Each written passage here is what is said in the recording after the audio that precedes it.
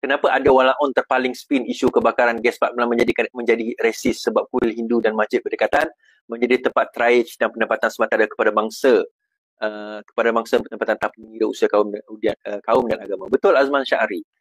Dia bila kuil menawarkan, masjid menawarkan tempat sementara. Orang bukan Islam boleh pergi ke masjid, orang Islam boleh pergi ke kuil. Oh, dia orang main isu. Kenapa orang Islam pergi ke kuil? Itu adalah melanggar akidah. Kepala bapa engkau. Benda itu dipanggil kecemasan, dipanggil darurat. Kau ni nak bercakap tentang Islam, tapi kau bangang tentang Islam. Itulah masalahnya. Kan? Lebih baik kau pergi makan PABI je lah. Kalau kau punya perangai macam tu kan. Dia benda itu kecemasan. Siapa saja nak mengulurkan batuan, silakan. Dan dalam kecemasan, tidak ada kisah siapa nak mengulurkan kuil, gereja, tokong, masjid. Nak ulurkan bantuan, kita hulurkan bantuan. Ini adalah kemanusiaan. Nama dia kemanusiaan. Dan tidak ada terjejas akidah kita. Tidak ada terjejas iman kita. Tidak ada terjejas pun Islam kita. Malah kita berterima kasih kepada kuil-kuil dan juga petugas-petugas di kuil. Berterima kasih kepada petugas-petugas di masjid yang membantu kerajaan, membantu rakyat untuk pendapatan sementara. Dan kita berterima kasih kepada mereka yang mempunyai kerjasama.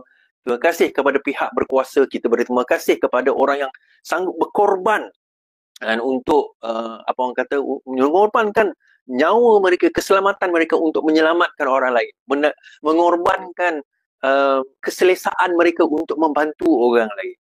Tapi ada juga yang resis macam ni, kadang-kadang ni macam ni lah tuan-tuan, kalau dia yang cakap macam tu lah, yang cakap macam tu, kalau sesuatu berlaku pada dia nanti, kita tak payah selamatkan dia pun tak apa. Kan? Kalau dia main resis macam tu, kita tak payah selamatkan dia.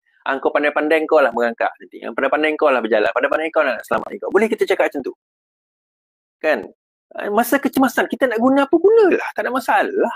Kan? Even tak ada macam masa kecemasan pun tak ada masalah benda tu sebenarnya. Tapi kita tabu kita ni, kadang-kadang itulah dia sendiri tak nak pergi ke masjid. Dia sendiri semayang pun tak.